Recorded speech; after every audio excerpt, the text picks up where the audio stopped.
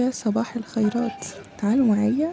انا خرجت عشان اشتري شوية طلبات للبيت واشتري حاجات، وقلت اوريكم المول في السويد هنا عامل ازاي. ده مش مول يعني، هو حاجة تبع الدولة بيعملوها للمحلات. وزي ما انتم شايفين كان في ورك اريا، وفي للأطفال كيدز اريا، والحاجات دي كلها فري ومفتوحة، ما بندفعش حاجة في الأماكن اللي هي تبع الدولة أو اللي هي المفتوحة أو كده. بس المطاعم اللي ممكن أكيد هندفع فيها الأكل مش فري يعني، بس الإنترنت مجاني ومفتوح في المكان ده في المول. والمكان مريح ومعمول بشكل حلو قوي. فأنا خرجت اشتريت طلبات وقلت أفطر بقى. أفطر إيه؟ أفطر من عند برجر كينج. ده محل برجر كده، والمنطقة كلها مكان للمطاعم. أنا كنت استلمت الرقم بتاعي ورحت أرتاح شوية. أخدت 2 برجر. البرجر عندهم حلو قوي طبعا. ما بنشتريش من ماكدونالدز، موجود بس ماكدونالدز مقاطعة، ما بنجيبش منه. لما بحب اجيب برجر بجيبه من عند برجر كينج دول، لان هما مش مقاطعة ونفس الجودة تقريبا. يعني عموما انا مبحبش البرجر والاكل ده، لان ما بحبش الاكل اللي مش صحي، لان هو عارفين ضميري بيأنبني كده بعد ما باكله. بس يعني الواحد بيقول اهي ايه، حاجة كده يعني ايه تسد معانا في ظروف زي كده. طالعة اشتري طلبات، حسيت ان انا جعانة. لما اروح انا عايزة اقول لكم ان كنت عاملة يوميها محشي وورق عنب. يعني انا كنت خارجة واشتري طلبات المحشي اصلا. المهم المكان ده خليني اكمل لكم. هو اسمه سنترو، وفي محلات كتير قوي زي ما انتم شايفين، وفي خدمات تبع الدولة السويد هنا بتوفرها، زي الورك اريا والكيدز اريا والفري واي فاي. ومحل يعني أغلب المحلات أو البراندات الموجودة في السويد هي موجودة هنا في السنتروم ده. هنا ده محل اسمه أولينز، بيعملوا هدايا في المناسبات، في الأعياد، في الكريسماس.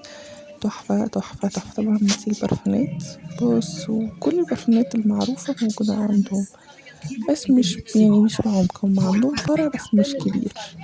يعني مش في كل حاجة تحديدا في أماكن تانية خاصة بالبرفانات. احنا بنقول على بقى وسط البلد بتاعنا احنا في السويد، في سيتي سنترال. دي فيها حاجات خرافية يعني، فيها كل البرفانات وكل الأنواع والأشكال والألوان اللي تتخيلوها. هنا دي البوكسات اللي بيعملوها عشان الهدايا، لأن هم عندهم من العادات هنا، من عاداتهم يعني، إن هم يوم 24 تقريبا، أنا مش فاكرة بس بتهيألي 24 بيعيدوا بعض. كل الأفراد في العيلة أو حتى في الشغل أو الزمايل تلاقيهم بيشتروا لبعض هدايا. عشان كده المحلات بقى بتنزل سيل من البوكسات بتاعت الهدايا دي. كل محل أو كل براند ليه حاجة خاصة بيه. حتى الحاجات الشعبية أو الحاجات اللي سعرها رخيص برضو ليها حاجات خاصة بيها متغلفة، وبيتفننوا في الموضوع ده بصراحة. عندهم الحاجات بطريقة عبقرية. أنا الأولينز ده مش رخيص قوي. بصوا، ده كان طقم اكسسوارز للأطفال أو للمراهقين يعني.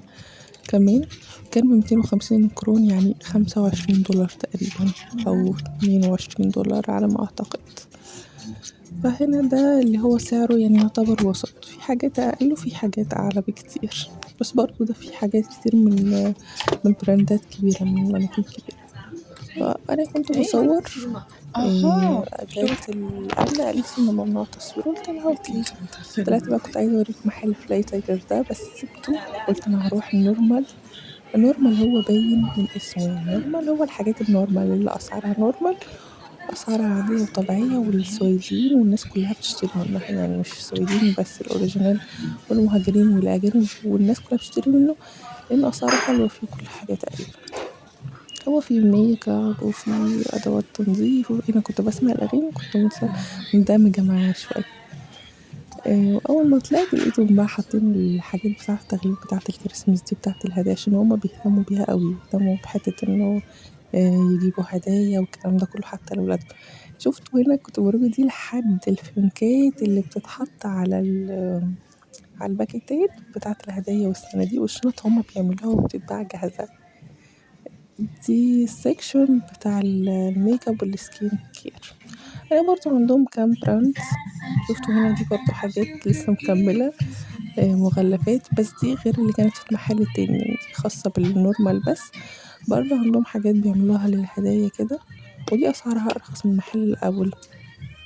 النورمال عندهم بعض الأنواع من براندات زي ميبلين وNYX ولوريال باريس.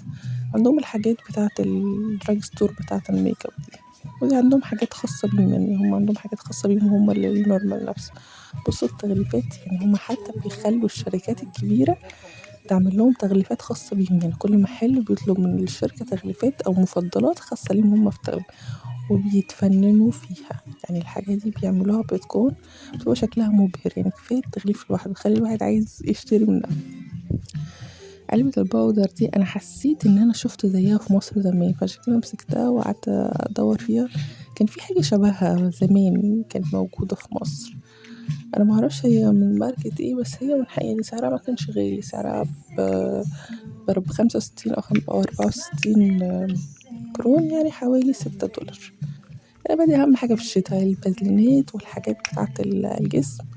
النوع ده أنا بجيبه بستعمله، بس بجيب اللي بجوز الهند عشان حلو أوي في ترطيبه وسعره برضه ممتاز. هنعمل فيديو تاني الحاجات اللي أنا بشتريها من النورمال للشتا، لأن حاجات السكين كير من عندهم في الشتا خطيرة. بصوا ده، أنا بحب المجات، مهووسة بالمجات والكوبايات على فكرة. فده كان تحفة، عليه خصم ب72، هو في العادي بيبقى ب150، يعني السعر دبل، بس عشان احنا هنا في الشتا فالواحد مش يعني في الصيف اوكي محتاجينه عشان الدرينكس عشان المشروبات والحاجات دي والعصاير يعني. بس ما اقصدش مشروبات انها حاجة وحشة، ما تفهمونيش غلط. في الشتا بقى ما بناخدش الحاجات دي معانا الشغل او كده. بصوا دي كنت فاكراها الفواكه اللي هي مجففة، طلعت طرية، يعني هي عاملة زي الكاوتش زي الجلد، مش عارفة هي محفوظة ازاي أو عاملينها ازاي. هنا بقى الدور الأولاني، انت بتدخل المحل تطلع الدور الأولاني وبتلف وبعدين تنزل الدور التاني، ماشيين بالعكس. المفروض أي محل بتدخل الدور الأول وبعدين تطلع التاني. هنا في النورمال اللي احنا مختلف عن الآخرون. هنا كنت بقول ده give me 5، أنا مش عايزة 5، أنا عايزة هاج. anyway بصوا الشرابات دي شكلها تحفة، عشان الكريسماس برضه بياخدوها هدايا، وبياخدوا الشرابات التقيلة اللي هي تحت دي بيحطوها على الدفاية، لما بيكون عندهم دفاية كده بيولعوها في الشتا، بيحطوها عليه كرمز للشتا، للعيد بتاعهم يعني. والحاجات اللي تحت دي في المحل طبعا من الرمزيات بتاعتهم وبتاعت الكريسماس. بصوا دي بقى السكشن بتاع الأطفال، في حاجات مش كتير، حاجات قليلة بس حاجات واو. وده برضه أنا كنت جايبة منه، دي مجموعة كاملة فيها، ده كان عندي كريم، كان كريم للإيد مرطب. ده أنا جايباه بتحط منه كده بتطلع على شكل كيك، هو ريحته فانيليا، الفانيليا بتاعت البسكويت المخبوزات. دي كانت شمعة وزبدة للجسم، وده سكراب وده مرطب. وعاملينها بقى بطريقة حاطينهم كلهم جنب بعض، وفي منها في علب تغليف فوق، وفي ممكن تاخدهم انت تشكلهم مجموعة في علبة وتقدمهم تاني. الماركة دي بقى بتكتسح الأسواق وبتكتسح الدنيا كلها في قرب في دخول الشتاء، عشان برضو بياخدوها هدية. بتبقى مج كده واللي فوق ده بيبقى فيه مارشميلو عشان تعمل حاجة الساقعة أو الساقعة، عشان تعمل حاجة السخنة أو الهوت شوكليت، وتروح حاطط بقى فيه المارشميلو، يبقى تحفة. ودي اللي هي البتاعة دي لولي بوب مصاصة، بس عاملينها على شكل العصاية بتاعت بابا نويل.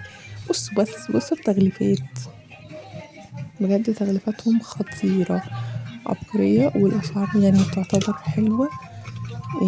يا ريت لو الناس في مصر تعمل حاجاتها تغلفها بطريقة، يعني شوية يكلفوا على الباكجينج، لأن هو فعلا بيجذب الناس بطريقة رهيبة. هم هنا بيتفننوا في النقطة دي. هنا بقى كنت عايزة أوريكم أهم حاجة في التاريخ وفي الحياة كلها بشكل عام، البرفيوم اللي نازل من لطافة، برفيوم فيكتوريا. خطير خطير خطير يا جماعة، بجد من أحلى البرفانات اللي موجودة عندهم. طبعا هو رقم حلو، بس فيكتوريا مكسر الدنيا، ريحة حلوة وثبات خطير خطير خطير. أنا كنت جربت التستر بتاعه في مرة على هدومي، وروحت نتيجة لكم إن أنا صحيت لقيت الريحة يعني أقوى ما كنت حطاها في البداية. كان حلو قوي، وأنا اشتريت منه هو نفسه لطافة ومندمتش، كان تحفة. بس ودي بقى كانت ايه اللفة بتاعتنا في النورمال. تعالوا نروح المحل التاني اللي احنا شفناه في الأول، اللي هو فلاي تايجر اللي عدينا عليه بس في فيديو تاني، بشوفكم فيه على خير. باي.